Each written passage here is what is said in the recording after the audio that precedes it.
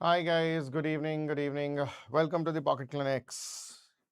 So today's topic for Pocket Clinic is going to be hemorrhoids, also commonly called as piles. So rather than directly going as piles, let's start as bleeding per rectum. So I'll tell you the approach for bleeding per rectum, that how do we actually go about it, what is the objective behind it, what are the differential diagnosis, and how are you going to overcome those problems. All right. So today's Pocket Clinics is going to be all about bleeding per rectum. Right. Now, there's a different way a patient can present to you. One of the ways is like, this is one representation. I'm going to show it to you and then we'll talk about it, that how a patient is going to present to us. Now, this is a patient who complains about pain during defecation, right? He's training a lot and you can see the glass panes are now in the pot. Now, that is the classical description that he gives, like every time he defecates, it appears that he feels as if he's passing the glass pieces. That's how severe it is, right? So that's the first representation the patient gives. Now, the same patient, when he comes to your OPD, this is how the posture of the patient is going to be, right? Now, he has a lot of pain and he stoops a little bit forward, and then he says that he has pain during defecation, right? And also bleeding during defecation. Now, how would you address a patient who are now presented to you with the complaints of pain as well as bleeding during defecation? So, my objective in Pocket Clinics is when you are sitting in an OPD, you should be able to see your patients, diagnose your patients, and also start the management protocol. Now, in order to understand this, now, when I say patient is presenting with bleeding per rectum, right, or let's say the patient is presenting bleeding during defecation, so I can say bleeding per rectum. Let's say the initial presentation is going to be of bleeding per rectum.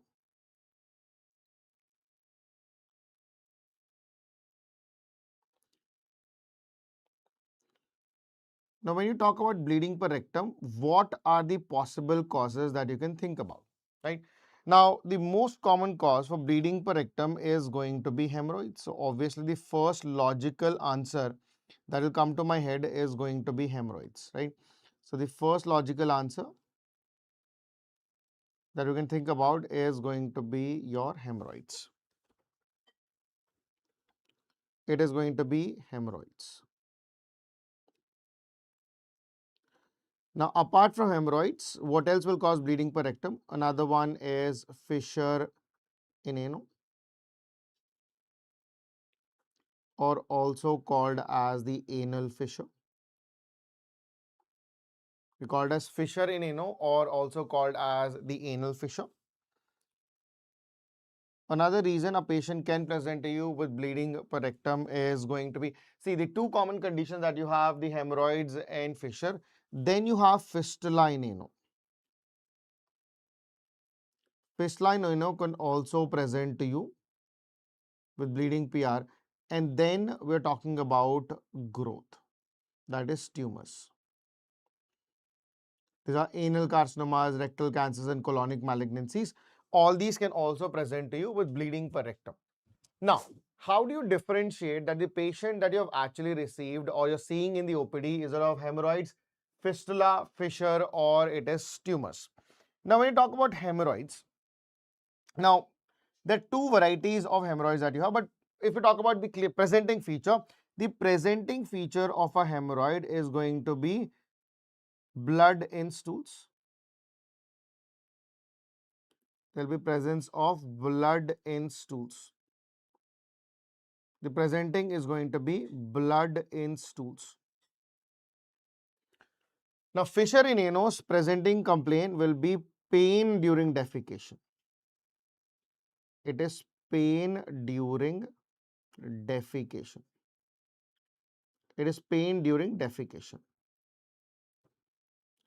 Fistula in anus presenting finding or the features would be soiling of or fecal soiling of the undergarments. There is a fecal soiling. Fecal soiling of undergarments.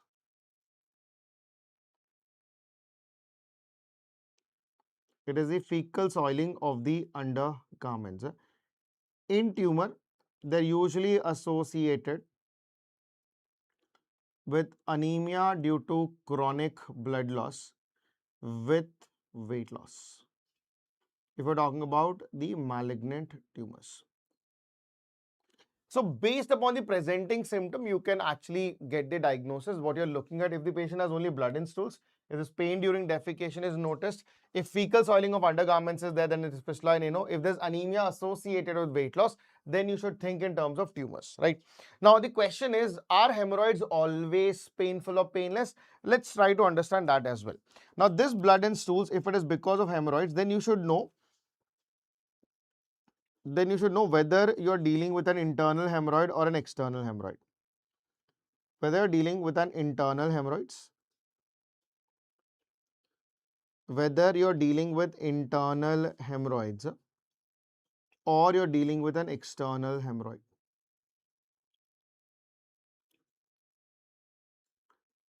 Now, what is this internal hemorrhoid and external hemorrhoid? Again, very quick basic objective. Let's say take this as a representation of the anal canal. This is the anocutaneous junction, also called as the anal verge. This is what we call it as the dentate line. Now, dentate line is a transition between your columnar epithelium to squamous. Let's say above the dentate line, you have the columnar epithelium, and below the dentate line, you have the squamous epithelium. This squamo-columnar junction is what we call it as the dentate line. Now, if the hemorrhoid, any hemorrhoid that is arising above the level of dentate line, this is the dentate line that you have. This is what we call it as the dentate line.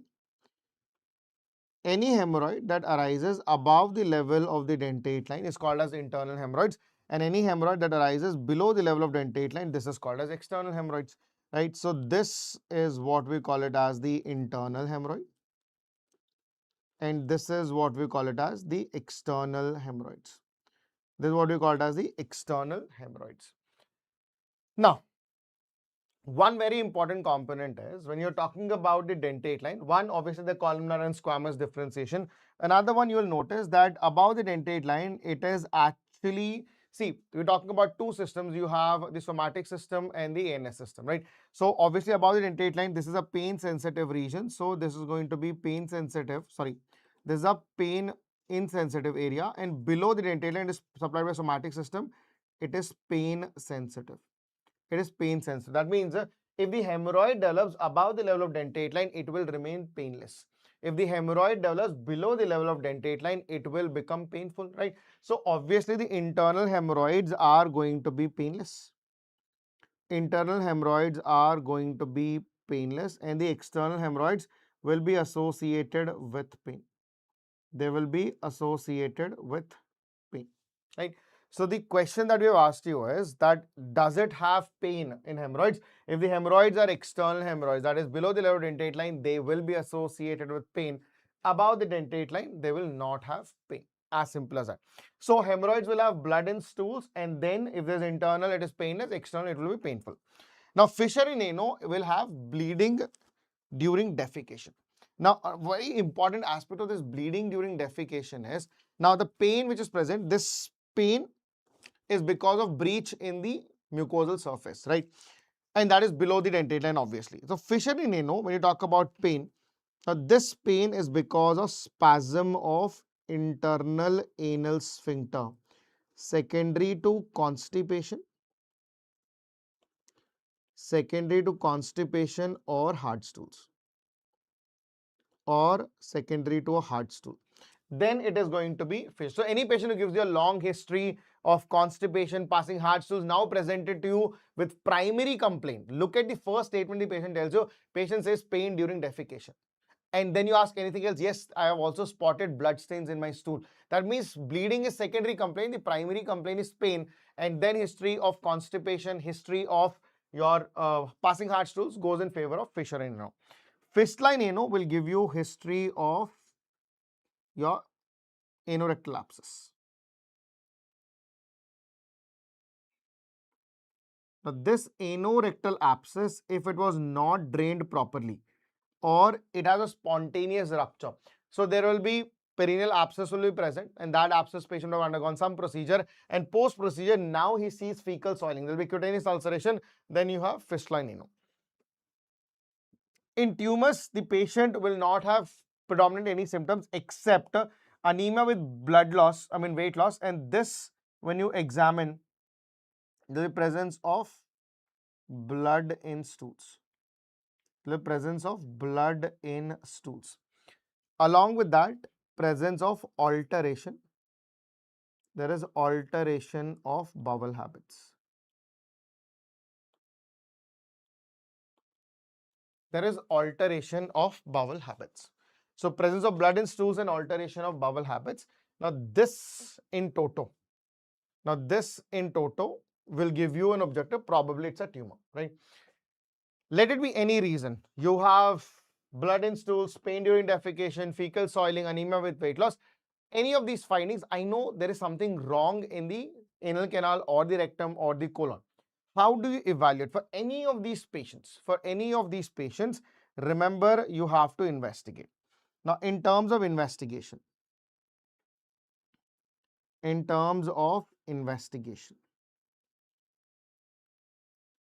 the first is going to be the clinical examination. It is a clinical examination. Now, in which position would you like to examine the patient? That is also very important.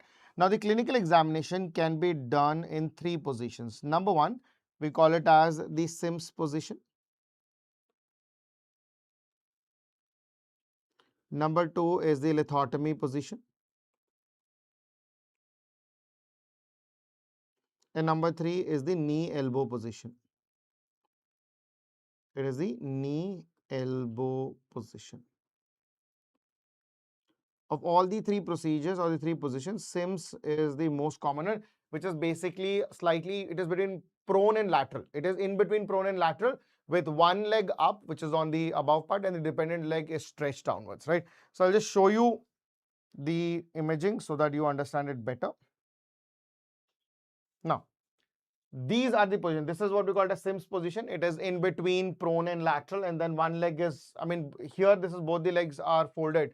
But in your modified Sims, you have the lower leg extended, upper leg is flexed. That is how you do your Sims position. This is your lithotomy position, and this is your knee-elbow position. These are the three positions in which you would examine the patient, if the patient presents to you with bleeding per rectum, right? Hi guys, good evening, All right. Now, once you have done a clinical examination, see, in a clinical examination, you will have one of these four, right? You'll have one of these four. How would you evaluate it? Now, in a clinical examination, on examination, what can you see? What are the possibilities? On a clinical examination, directly on the examination, the things that you can actually see is going to be number one, fissure.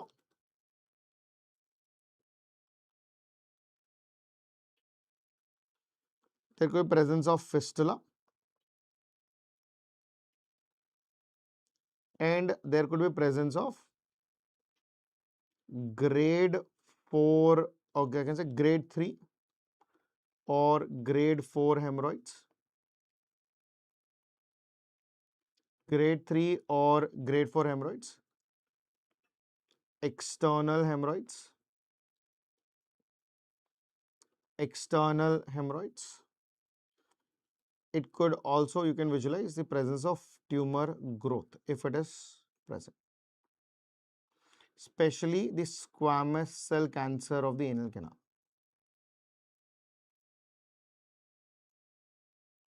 It is the squamous cell cancer of the anal canal, right? Now, you might be asking, sir, what is this grades of hemorrhoids? Again, these are also very important. So when I talk about grading of hemorrhoid, so in the grading of hemorrhoids, let's quickly revise them also. So when I say grade 1 hemorrhoid, in grade 1 hemorrhoids, it will only have bleeding.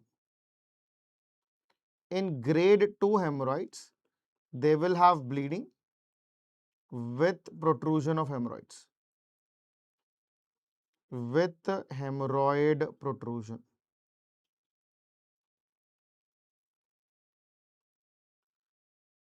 with hemorrhoid protrusion. Now this is going to reduce with spontaneous reduction. With spontaneous reduction. With spontaneous reduction, right? So that is your grade 2. Grade 3, again there will be bleeding. Along with bleeding, there will be presence of protrusion of the hemorrhoids from the anal verge, and this protrusion can be manually reduced. So patient will tell you that I feel something in the perineal region after defecation. I just push it up, it goes back in. That is your protrusion. Grade 4 is your prolapsed hemorrhoids. So they will also have presenting feature as bleeding. Along with that, it will have a prolapsed hemorrhoids.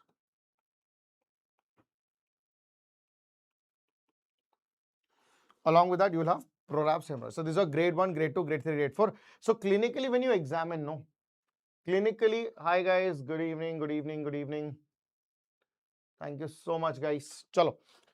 Now, grade 1 is only bleeding, grade 2 is bleeding with protrusion, which is spontaneously reduced, grade 3 is bleeding with protrusion, which is manually reduced, and grade 4, it is a prolapsed hemorrhoid. That means even if the patient or you try to push it back, it will pop back again. So it is your bleeding with prolapsed hemorrhoids, that's your grade 4. So clinically, you can see grade 3, grade 4. You can see external hemorrhoids which are already present, and you can see a tumor that is going to be projecting out from here. Now, here's a very important thing. Clinically, when you examine and you see fissure, fistula, or any of these three, remember digital rectal examination is contraindicated in acute fissure in anus. So the digital rectal examination. The digital rectal examination is contraindicated in fissure because it is extremely painful. I don't want to impart any more pain. So in fissures, do not do a digital rectal examination. Just leave it down there. Nothing. Okay? So in fissures, do not do a digital rectal examination. It is contraindicated. It will only cause excessive amount of pain, right? But when you have fistulas and any of the following that I've told you, if there is presence of fistula or any of the above, the step number 2 is going to be digital. It is your digital rectal examination. It is a digital rectal examination. Now, for a digital rectal examination, we'll usually use an index finger.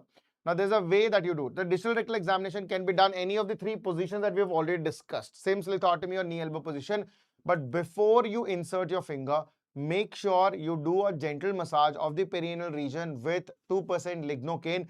It will anesthetize the local area, and that gel will also act as a lubricant. So now you can swipe your finger in. Now, as you swipe your finger in, the pulp of the finger will face the posterior wall of the anal canal in the rectum. So you swipe it first. See any mucosal irregularities are present or not.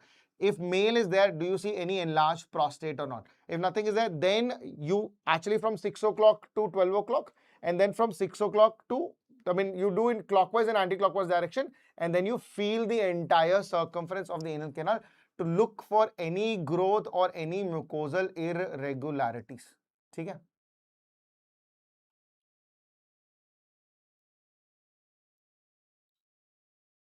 But acute fissure, the digital rectal examination is contraindicated. ठीक है? Thank you guys. Thank you so much. ठीक है? So far everybody is good, right? So patient came, we did the clinical examination. Based upon the clinical examination, these are the possibilities. If fissure is there, do not do a digital rectal examination. If fistula or any of these there, then you do a digital rectal examination. On a digital rectal examination, even if you find or you do not find any irregularities, you move to step number 3. Now, the step number 3 is to perform a proctoscope. Now, proctoscope will allow you to give a direct visualization, especially if it's an hemorrhoid. You can see at which position the hemorrhoid is present, and if it's a tumor or a growth, you can also know whether the tumor or growth is present or not. Now, I hope everybody's seen a proctoscope, but it is only my rational decision to show you the proctoscope also.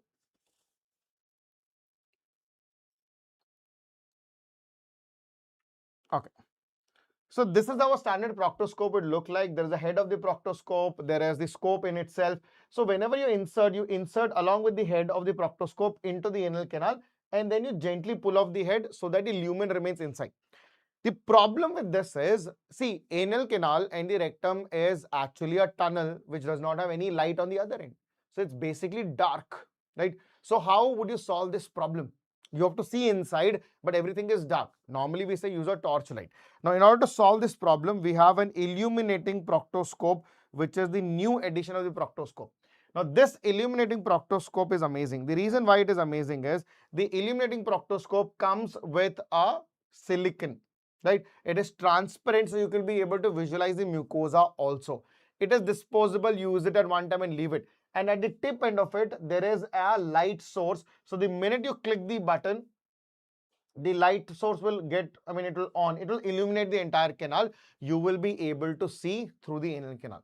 So illuminating proctoscopes are the new verge, that is the new thing that you are going to see in, yeah, in the proctoscopy.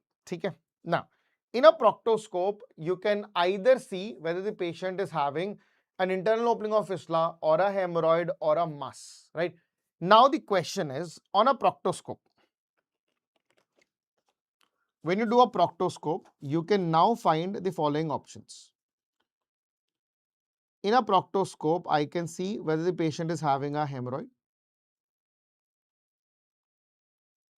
whether the patient is having a hemorrhoid, whether the patient is having a fistula, or whether the patient is having a growth. Correct.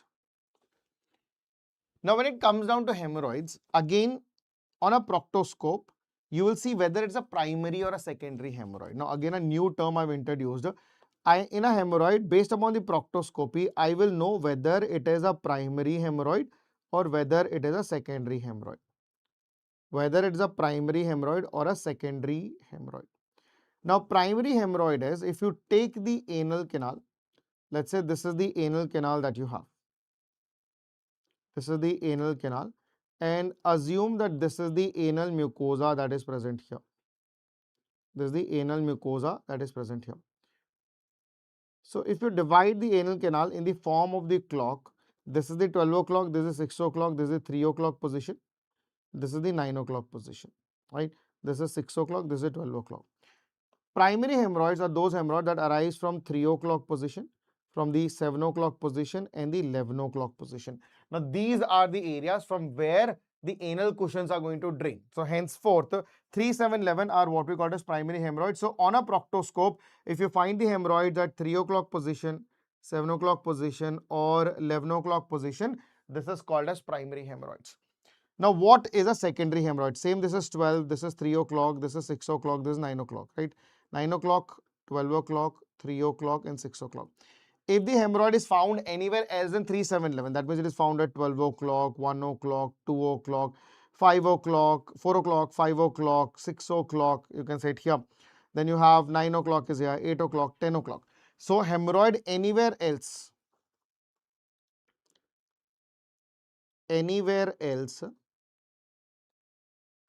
than 3, 7, 11. Anywhere else than 3, 7 and 11 o'clock. Anywhere else than 3, 7 and 11 o'clock is what we call it as the secondary hemorrhoids. For example, you can see secondary hemorrhoid is now here at 12 o'clock, 1 o'clock, 2 o'clock, 4 o'clock, 5 o'clock, 6 o'clock, here it is 8 o'clock, 9 o'clock and 10 o'clock, right? So, hemorrhoid anywhere else than 3, 7, 11 is what we call it as the secondary hemorrhoids, right? If there's a fistula, how do you move about it? In a fistula, I will do an MR fistulogram to confirm and plan for surgery. We do a MR fistulogram. And if it is a growth, if it is present, then I will take a biopsy. Then I'll take the biopsy. Now, let me put you a bouncer. Now, imagine on a proctoscope, there is a normal anal canal. There is a normal anal canal and rectum. there's a normal anal canal and rectum. That means there is no pathology found in the anal canal or rectum. What would you do next? Right? You did a proctoscopy, patient presented bleeding per rectum, you did a proctoscopy, and it is a normal anal canal as well as rectum. That means the lesion could be somewhere higher up. Now, how do you evaluate for that? Immediately, I'll take the patient for colonoscopy. Immediately, I'll take the patient for colonoscopy. So, this is a patient, let's say anemia with blood losses, weight losses there. And also, we have tested stools. There is occult blood in stools are also present, right? So, I've done a colonoscopy. The colonoscopy is going to be normal. Now, because the colonoscopy is normal, I will send for occult blood in stools.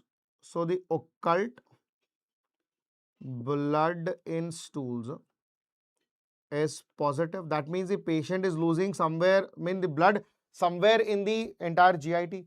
Now, I have done the colonoscopy. I do not find anything. Now, I will do an upper GI endoscopy. Now, if you find a lesion in the upper GI endoscopy, great. What if, even after doing an upper GI endoscopy, the proctoscope is normal, colonoscope is normal, occult blood for stools are positive? I am now going to go for upper GI endoscopy to see if there is any problem which is present in the upper GI part. Now, imagine if the upper GI endoscopy is also normal. Now, what will you do? If the upper GI endoscopy is also normal, then what would you do? Now, this is your practical question. Patient comes with anemia and weight loss, right? I'm thinking about GI bleed.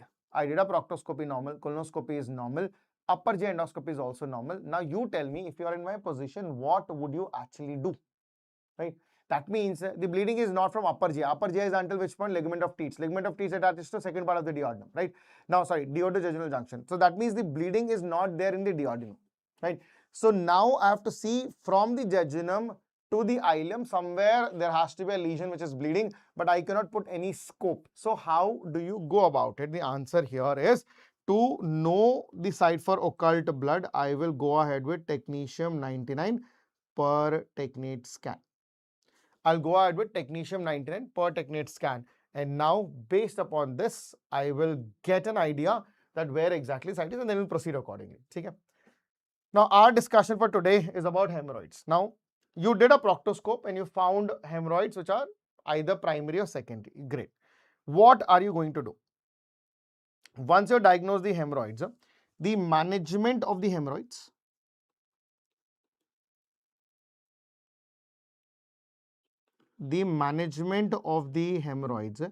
depends upon two things: whether it is a external hemorrhoid or whether it is an internal hemorrhoid.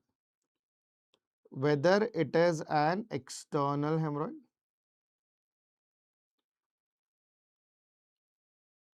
whether it is an external hemorrhoids, whether it is an external hemorrhoids, or whether it is an internal hemorrhoids. Whether it is an external hemorrhoids or whether it is an internal hemorrhoid. Whether it is an external hemorrhoid or whether it is a internal hemorrhoids, right? Now, external hemorrhoids, again, see, most of them, if they resolve, it is great. But if they get thrombosed, that is where the problem is. So, external hemorrhoids, we have to see whether it is thrombosed or non-thrombosed. External hemorrhoids are divided whether they are thrombosed or whether they are non-thrombosed. Whether they are thrombosed or whether they are non-thrombosed. Now, if they're thrombosed external hemorrhoids, one thing for sure, they are going to have severe pain.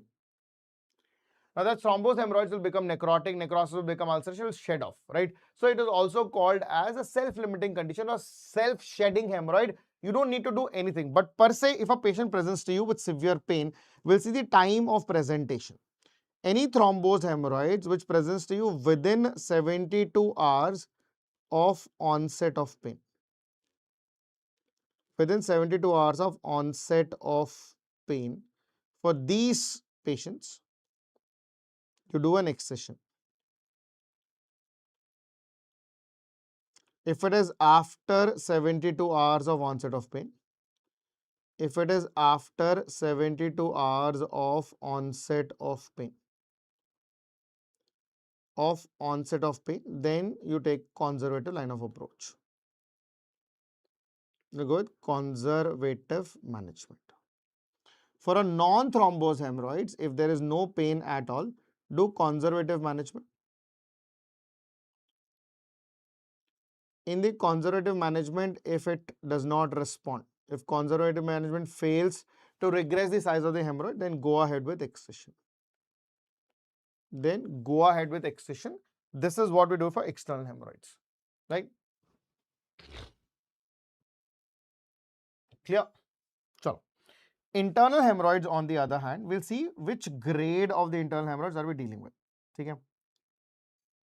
So, whether you're dealing with grade 1 hemorrhoids, whether you're dealing with grade 2 hemorrhoids, whether you're dealing with grade 3 hemorrhoids, or whether you're dealing with grade 4 hemorrhoids. For grade 1 hemorrhoids, it is only going to be conservative. It is going to be conservative management. In grade 2 hemorrhoids, we would actually do banding. If it fails or does not work, then you can do sclerotherapy. In grade 3 hemorrhoids, you can either try banding or sclerotherapy.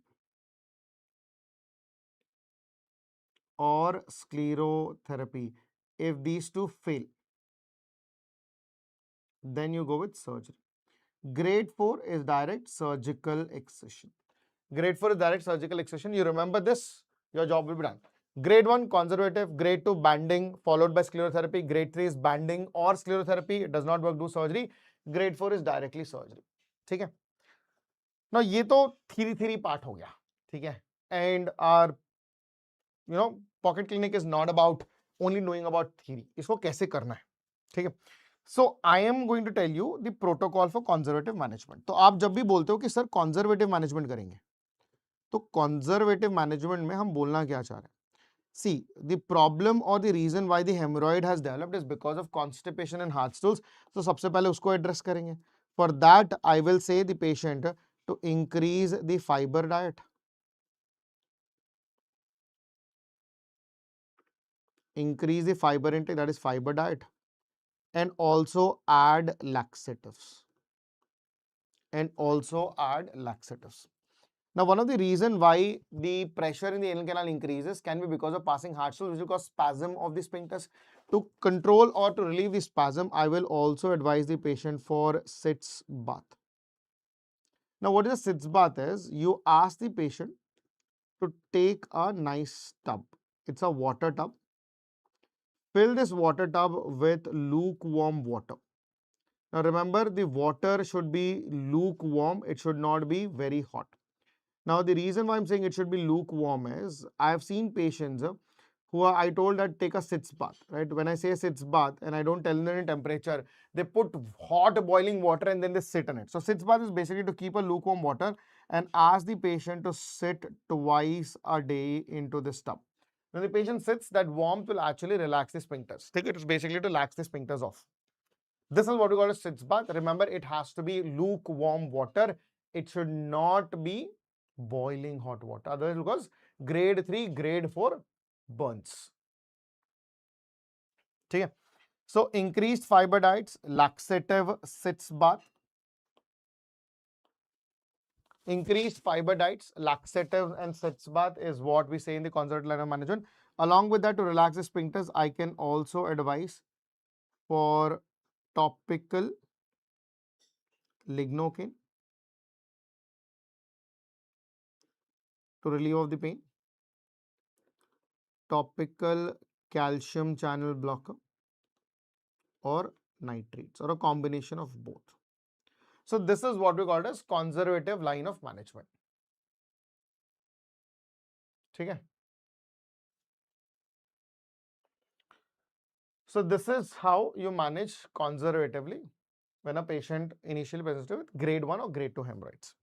Then you have banding, and after banding you have sclerotherapy. Banding is basically you clip the end. Now in the surgical options that we have,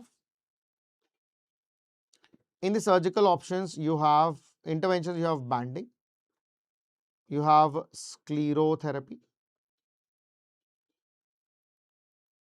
Now banding is basically to tie the band at the base of the hemorrhoids to cut off the blood supply and hemorrhoid will fall off. Okay. Sclerotherapy is used injecting a sclerosing agent and basically causing the fibrosis of the hemorrhoid itself. I'm not interested in both of them. I'm more interested in the surgical options that you have. Now, in the surgery, we have open hemorrhoidectomy.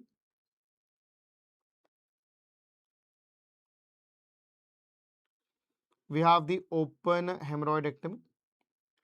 Number 2, we have closed hemorrhoidectomy.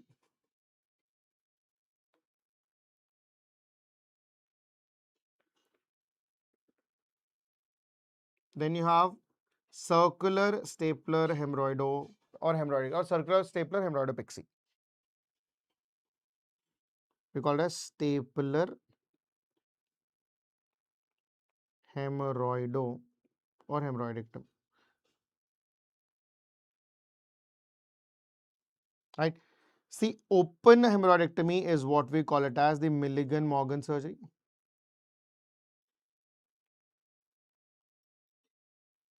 Closed is what we call it as the Ferguson surgery. And you have the stapler hemorrhoidectomy. Now let's try to see what we do in open hemorrhoidectomy. See, what is the difference in open and closed is? In open, I'll show you that after excising the hemorrhoids, we leave the mucosa open. If you suture the mucosa, it is called as Ferguson surgery. Let's go and take a look at it as well. Now, this is how the hemorrhoids are going to present. These are the internal hemorrhoids. Now, if you look at this is 3 o'clock, 7 o'clock, 11 o'clock, right? So, classically, when you look at the hemorrhoid presentation, when you look at the hemorrhoids presentation, you will notice that this is the location which is present at 3 o'clock position. This is at 7 o'clock position and this is at 11 o'clock position. So originally the clock is like this, right? So this is the 12 o'clock position. This is the 6 o'clock position. And this is your 3 o'clock position. This is your 9 o'clock position. So you see the hemorrhoid is present at 3 o'clock, 7 o'clock and the 11 o'clock position. So these are your primary hemorrhoids, first thing. All right. Great. Now, once you know that these are your primary hemorrhoids, now we'll talk about hemorrhoidectomy. Now, in the hemorrhoidectomy, the first thing I'm going to do is to excise from 3 o'clock, then go to 7 and then at 11 o'clock position. This is how we do a hemorrhoidectomy. So, while doing an hemorrhoidectomy, I will first, this is the skin, right? So, I will excise the skin in a V-shaped just on the part of the hemorrhoid. Then I will try to find the space that is going to be avoiding the internal anal sphincter. I will identify the sphincter and push the internal sphincter away and dissect the hemorrhoid till I reach to the root of the hemorrhoid. Once I reach at the root of the hemorrhoid, there are two techniques. Either you can excise it but it bleeds, so we transfix it, right? So once, see, this is how I'm trying to prevent the internal anal sphincter's injury. Now once I've reached down there, this is how we do a transfixation. You can see I'm taking a suture bite. I'm taking a suture bite. I will transfix at one end. I'll take it on the other side and I'll transfix it again, right? This is what we call it as the hemorrhoidectomy, right? Now, in a hemorrhoidectomy, you'll do at 3 o'clock, 7 o'clock and 11 o'clock position. Now, one very important thing, I'll just fast forward a little bit so that you understand it better. So, this is your 3 o'clock, 7 o'clock. All three hemorrhoids we are going to excise in the same manner. See, here we are putting a V-shaped incision, right? After putting a V-shaped incision, I am now going to find the sphincter. Push the sphincter away, dissect the mucosal surface, reach to the base of the hemorrhoid, take a transfixation, ligate at both ends and then cut it off, right? So this is how you do a hemorrhoidectomy. You can see it here. Now, once you have transfixed it, I will excise the hemorrhoids. I'll show you in a bit. Now, you can see here each hemorrhoid, 3, 7, 11. I'm giving a local infiltration of lignocaine so that post-operative pain will remain less, right? After giving an infiltration, now I will excise the hemorrhoid, which is there. I will excise it at 3 o'clock hemorrhoid. That's how we have excised it. Then the hemorrhoids at the 7 o'clock will excise it. And then the hemorrhoid at 11 o'clock position. Okay? So 3, 7, 11, all three hemorrhoids, we have now excised it. Now, one thing that I wanted to show is this. As you can see, I have excised the hemorrhoid. Now, I have excised the hemorrhoid, which is at 3 o'clock position, hemorrhoid at 7 o'clock position, and hemorrhoid at 11 o'clock position, right? So I have excised at 3, 7, 11. But if you see very carefully, the island of the skin, this is the normal skin that is present. The island of the skin between the two excised hemorrhoids is always maintained. So you can see there is normal skin is here, normal skin is maintained. The reason why you have to make sure that this skin remains intact, right? You have to have some amount of skin between these two. If there is no skin, when it heals, it will cause post-operative anal canal stenosis due to stricture. I don't want to happen. I don't want this to appear. So hence, I'm going to leave the island of the skin. And this is what we call it as open hemorrhoid. See, I'll leave it like this. I'm not going to suture it, right? If you see carefully, I'm leaving these defects as it is. If you leave the defect as it is called as Milligan-Morgan. But if you suture, if I take the sutures and I bite it and I close this area, this is called as Ferguson. As simple as that. Okay? Nothing spectacular. Now, these are quite problematic. So then we came up with circular stapler hemorrhoidopexy.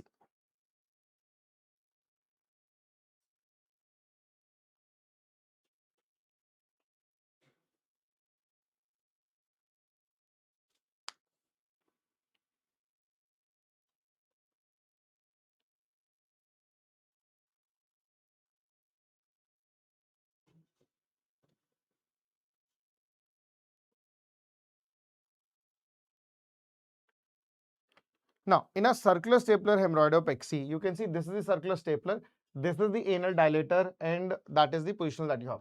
You keep the patient in a lithotomy position or a jackknife position, does not matter.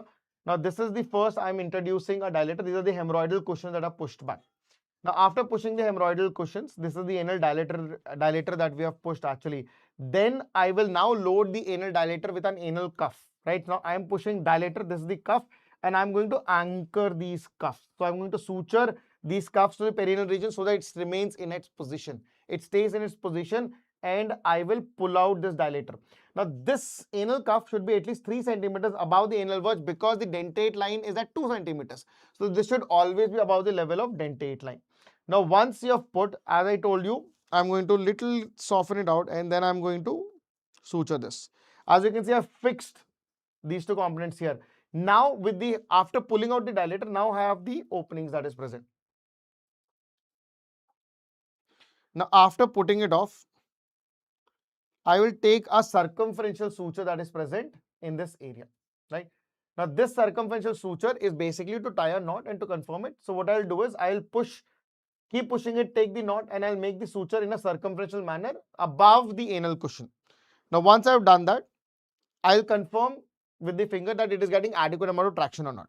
Now, once it is there, now I will take the circular stapler. This is the head of the stapler. It should go above the level of this stapled component. Now, once you're above this level, now I will tie it and then I'll confirm it. Now, I'll put the head down, right? I'll pull it backwards and I'll confirm, right? Yes, now we have confirmed it. Now, what I'm going to do is, this is circular stapler, this is the knob that is present. Now, as I rotate this knob, you'll see the head is going to get closer and it will also staple it off, right? Now, as I turn the knob on, you'll see the cushion is going to get compressed. So, the anal cushion is between these two. Now, as I turn the knob, these two will move closer and the cushion is going to get trapped, and the staples, when they fire, it will chop off the cushion, right? Now, you can see in a bit. As you can see, it is advanced. Now I'm going to rotate, and they are now going to compress the anal cushion. It is going in. It is taking the cushion inside. It comes, and now the staples will fire. It will cut through here, and the entire circumference will be taken out, right? So you can see it here. I'm going to fire it. Yes. Now the staple line is formed, right? I will remove it. This is how you see there is open stapler, closed. So when you rotate the knob, this orange line should move towards the closed knob to know whether the knob is closed or not. Now, once it is closed, this is the safety that you have. You remove the safety, that should be good enough. And then you excise it. Now, after excising, when you again inspect it to see whether the anal rim is fine or not, when the entire anastomosis is done, also examine the tissue that you have excised it, right? Once you examine the tissue that you've excised it, if the donut is complete, the surgical excision is complete. Once the surgery is done, you put an anal pack basically to prevent any any bleeding. And this is the donut of the tissue. If it is continuous, if the entire donut is uniform and it is continuous, that means you've removed the entire anal cushion. Also look for the hemorrhoids, you'll find them here. This is what we call it as the stapler hemorrhoidopexy or hemorrhoidectomy. As simple as that. Clear? So this is how you manage your patients of hemorrhoids when they come back to you. All right. So that's it for our hemorrhoids today in the pocket clinic. It was short, it was crisp, but I wanted you to understand the basic objective is this. What is this algorithm that I've given is what you have to remember. Whenever you have a patient who comes to your OPD with bleeding per rectum, this is the performer that you have to follow. Stick to this, and every single time you attend your surgical clinics, you'll never go wrong. If you have any questions, I would love to take it down. If not, thank you for today. You can reach out to me. I've been endorsing that. If you want to reach out to me personally, you can reach out on the Instagram, that is the surgery guy. And those who do not know, I am Dr. Sandeep Sir.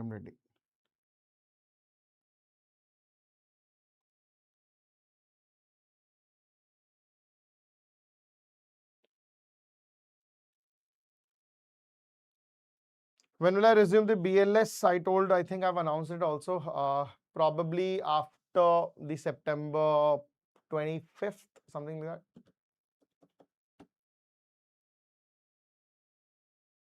Okay.